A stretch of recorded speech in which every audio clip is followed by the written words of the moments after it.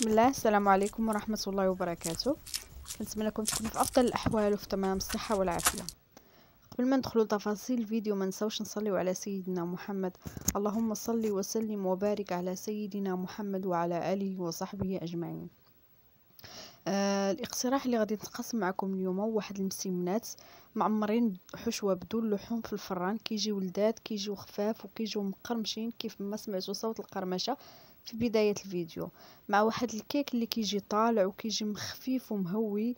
كيكه بالشوكولاته اللي كتجي رائعه وكتجي لذيذه بمقادير اقتصاديه، ماشي شي مقادير اللي هي يعني ما كايناش يعني ماشي شي مقادير اللي غاليه. فلا كانت هذه أول زيارة لكم للقناة، مرحبا بكم. اشتركوا في القناة وفعلوا زر الجرس باش توصلوا بكل جديد، وما تنساونيش من لايك ديالكم. ونمر مباشرة المقادير وطريقة التحضير.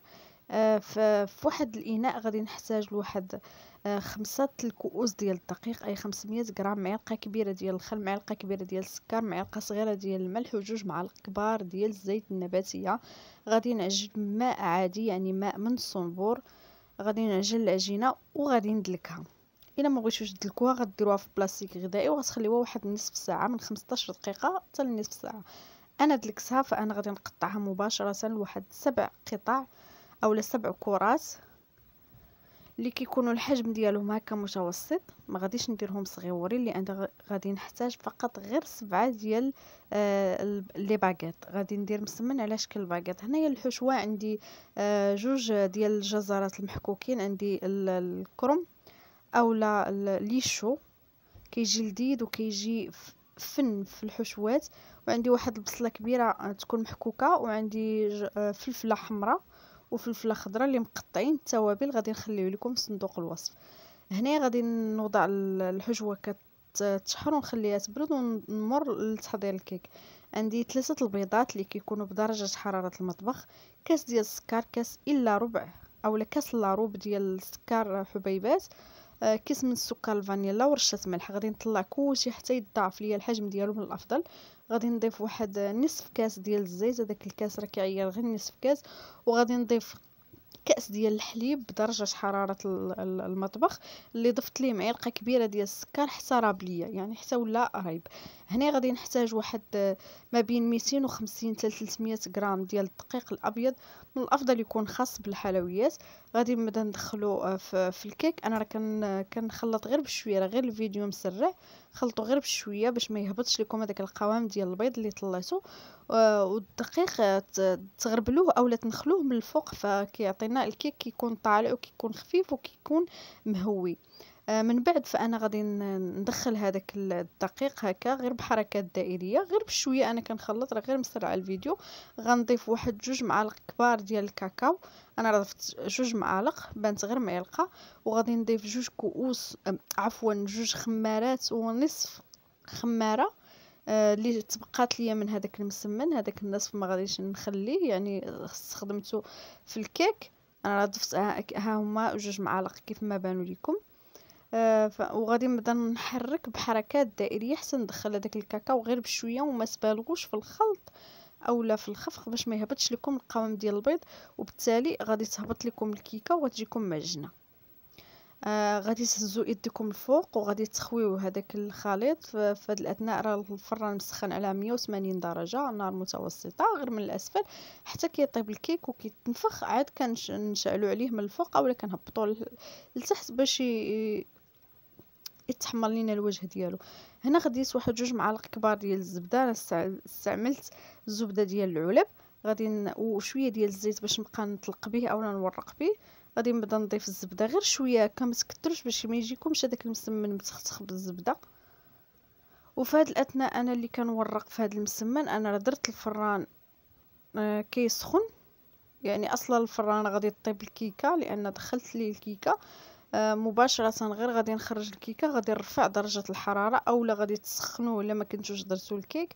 غادي تسخنوه على اعلى درجه، على اعلى درجه مده ديال 15 ل 20 دقيقه. اولا الا كان عندكم فران ديال الغاز غادي تسخنوه على واحد 10 ديال الدقائق. تسخنوه مزيان، يعني الفران يكون مسخن مزيان وانا غادي نبدا نورق. فالحشوه كيف ما تشوف انا قسمتها على 7، والحشوه انا درتها في المجمد صراحه ساعدتني بزاف، وهذيك الزبده شدات ليا نيت في راسها. وغادي نضيف واحد شويه ديال الجبن اللي مبشور، الا ما بغيتوش تضيفوا اولا ما توفرش لكم بلاش.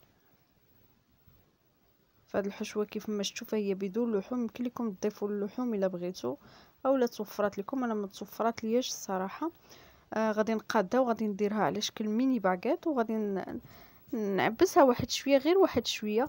فالمسمن انا كنورقو يعني كنطلقو يعني كنعطيه الطول اكثر من. وهذوك الجوانب فانا كنسرحهم مزيان، يعني كنورقهم مزيان باش ما يجيونيش معجنين من الداخل. وكيف ما قلت لكم راه الفران انا غادي نخرج الكيك ديالي. راه انا في هذه الاثناء راه كنظن بانني خرجتها ورفعت درجه الفران اولا درجه الفرن لاعلى درجه. ضروري يكون الفران مسخن مزيان، يعني سخون طايب. بهذا المعنى الفران يكون سخون مزيان باش تدخلوا ليه هاد المسمن اولا جميع انواع المورقات اللي كتكون فيهم الزبده، فهما كيبغيو الفران يكون سخون مزيان. هنايا خديت صفار ديال البيض مع واحد المعلقه كبيره ديال الحليب، اولا ما توفرش لكم الحليب. انا بعض الاحيان ما كيتوفر لياش الحليب، كنضيف معلقه ديال الماء وكنضيف الخل. هنا خديت واحد السكين اللي كيكون ماضي، يعني كيكون حاد. غادي ندير هاد الفلحات من الفوق.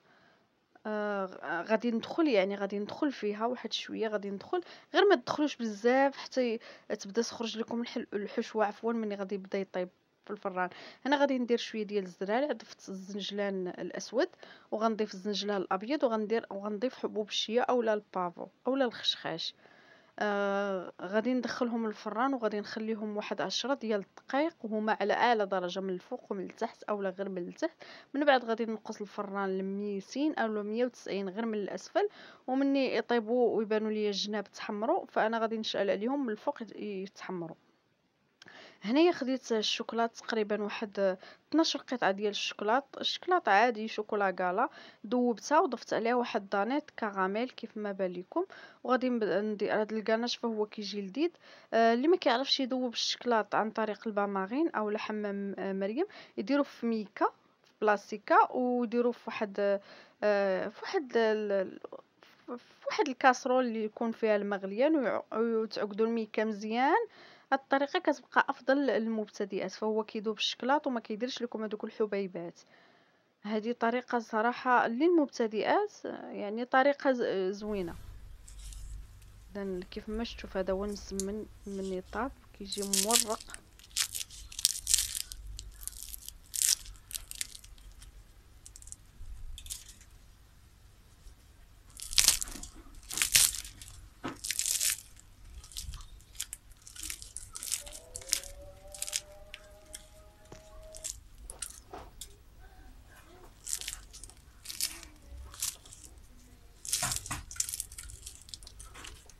اذا فانا خليتكم مع صوت القرمشه، فهما كيجيو مقرمشين وكيجيو خفاف وهشاش من الداخل وكيجيو رائعين وكيجيو مورقين.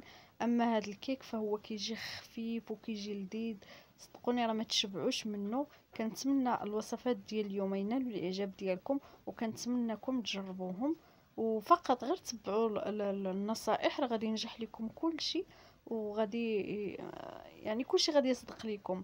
هاد الوصفتين فهم كيليقوا هكا الكوتي لينا اولا لوليداتنا، اولا لا بغيتو كنتو معروضين هكا عند شي ناس تديوهم في يديكم، يعني ما تدخلوش بيدكم خاوين.